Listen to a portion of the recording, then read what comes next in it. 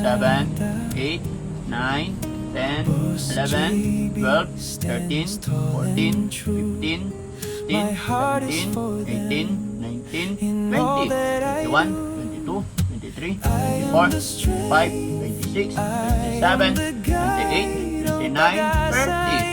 1, 2, 3, 4, 5, 6, 7, 8, 9, 10, 11, 12, 13, 14, 15, 16, 17, 18, 19, 20, 21, 22, 23, 24, 25, 26, 27, 28, 29, 60. 60. Yes po, 60 po. So, equivalent 30,000 pesos. Yes po. Kababayan, kaya kami nagpunta dito dahil pahiram nga ng listahan. May nagpaabot ng tulong para sa inyo. Kaya masaya ako. Tanong ulit, magkano kilo ng mais? Ano po? 30 pesos po. Okay.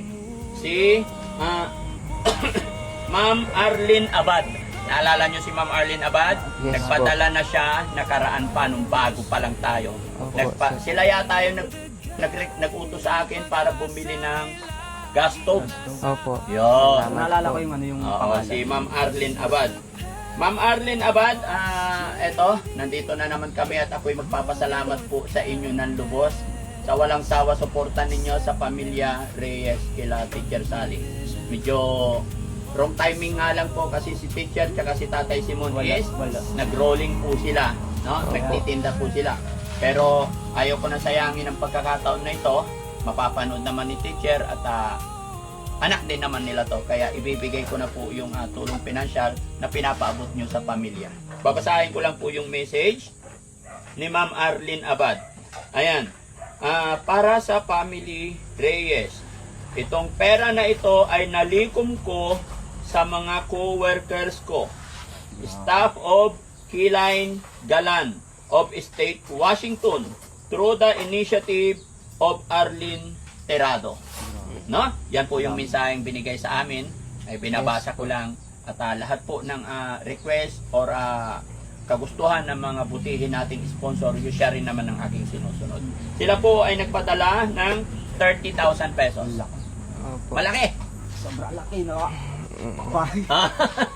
Ang saya na naman ni Alpolivic, no? Sabi niya, narinig niya yung 30,000, ang laki. Kaya Alpolivic, sana tulungan mo yung mga kapatid mo. Focus lang po kayo dito, Opo. no? Na tuloy-tuloy. Huwag natin pakasayangin itong mga opportunity, Opo. mga ibinibigay, at higit sa lahat, wag po natin pababayaan si Teacher, Opo. Opo. si Tatay, Opo. no? Priority namin. So marami naman na tayong natanggap na blessing, kaya Opo. wag na yung pababayaan yung nanay nyo. Kasi once na napabayaan nyo yung nanay nyo, simula na naman na magka-problema ang family nyo. Opo. Bilang mga anak, kayo na po yung tutulong, kayo yung lakas nila, lalo na may edad na sila. Opo. Opo. Okay? Malaki na rin kami. So, bibilangin ko lang yung 30K. Yes po. Napakasaya po kasi maraming nagmamahal. Okay, pasok.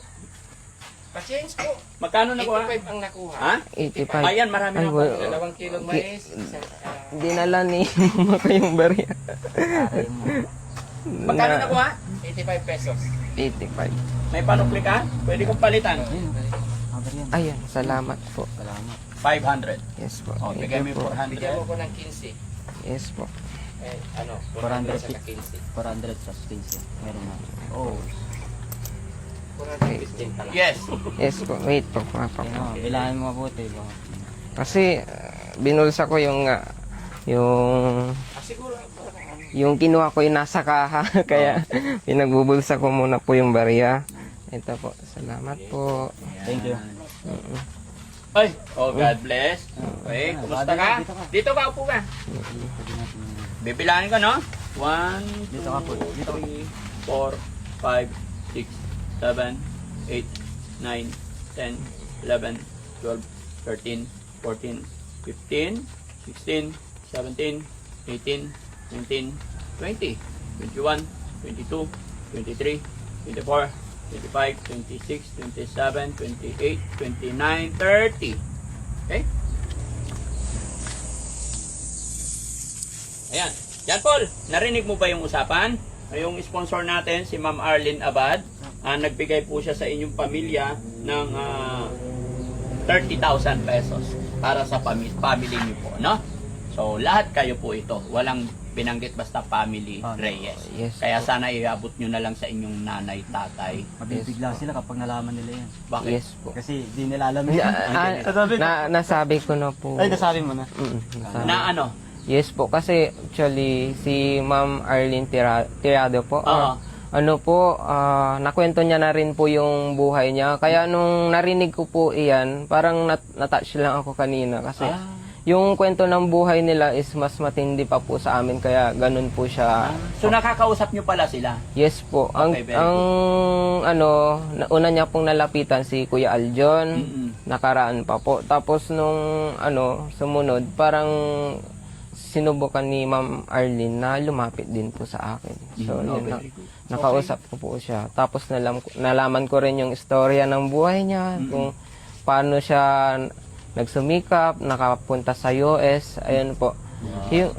Yung pagsusumikap niya is, ayun, itinulong niya din po sa ibang tao. Parang, sabi ko na, ganito magmahal si Ma'am, lalo na yun, basta, wala po akong masabi. Oo. Simpleng buhay, tumutulong sa iba. Yes po. Ganun dapat. Ganun talaga dapat tayo. Pagka binibless tayo, nagsishare tayo. Kaya saludo po ako sa iyo, Ma'am Arlene Abad. Maraming salamat sa pagmamahal ninyo sa pamilyang ito. Talagang hindi matawaran yung aking pasalamat at ako'y natutuwa talaga na may isang kagaya ninyo.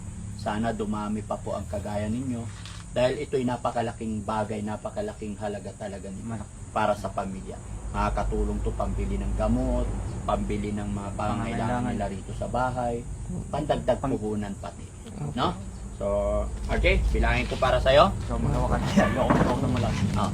1, 2, 3, 4, 5, 6, 7, 8, 9, 10, 11, 12, 13, 14, 15, 16, 17, 18, 19, 20, 21, 22, 23, 24, 25, 26, 27, 28, 29, 30. 1, 2, 3, 4, 5, 6, 7, 8, 9, 10, 11, 12, 13, 14, 15, 16, 17, 18, 19, 20, 21, 22, 23, 24, 25, 26, 27, 28, 29, 60.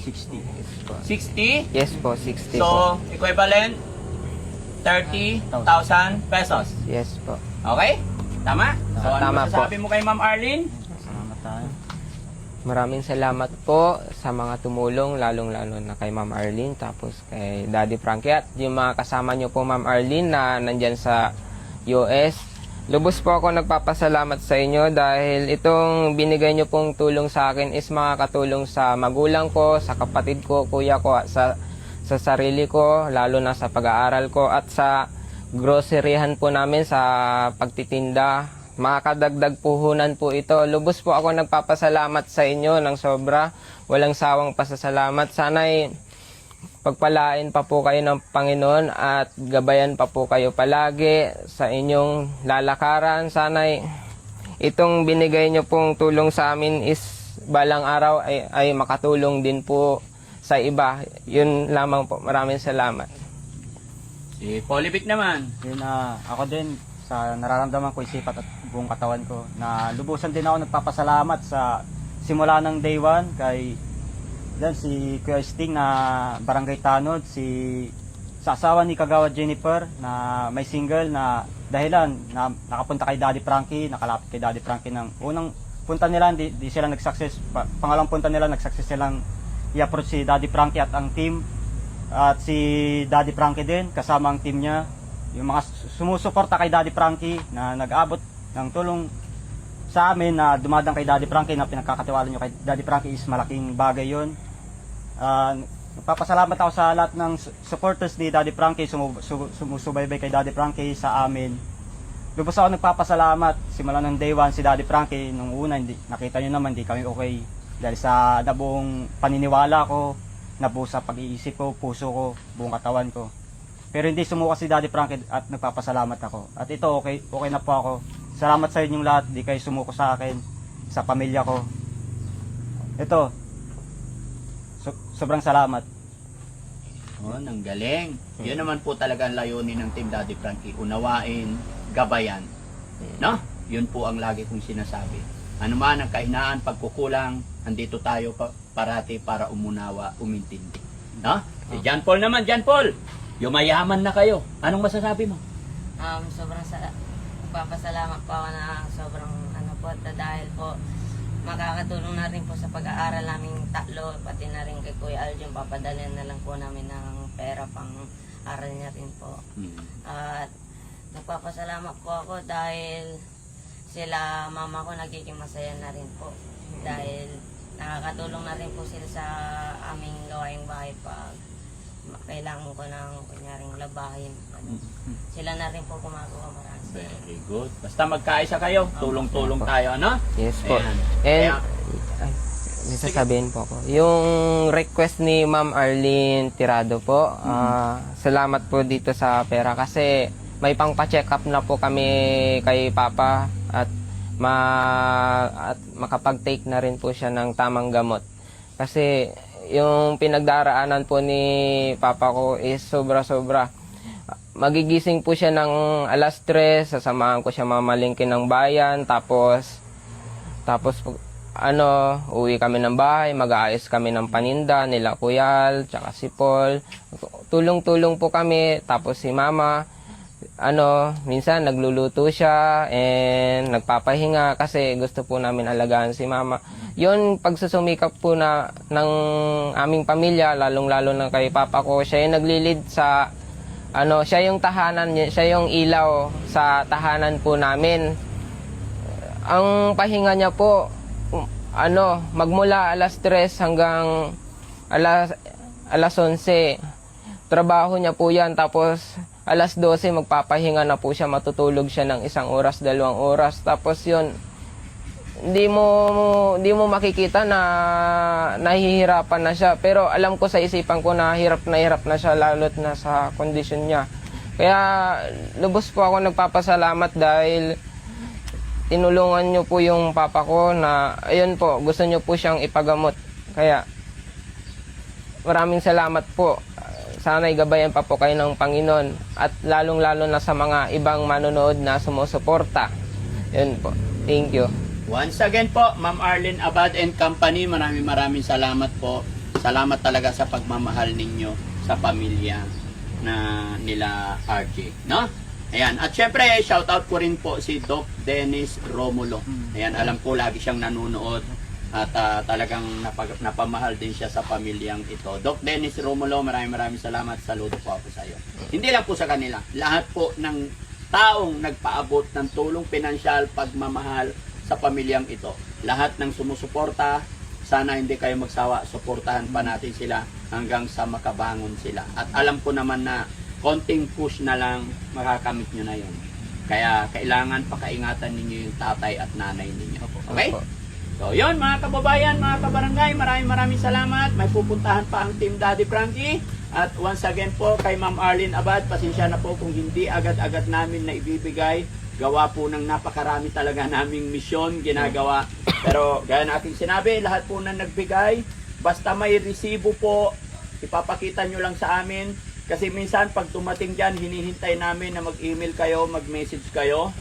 Saka namin maibibigay. Hindi agad-agad kasi sinisigurado namin.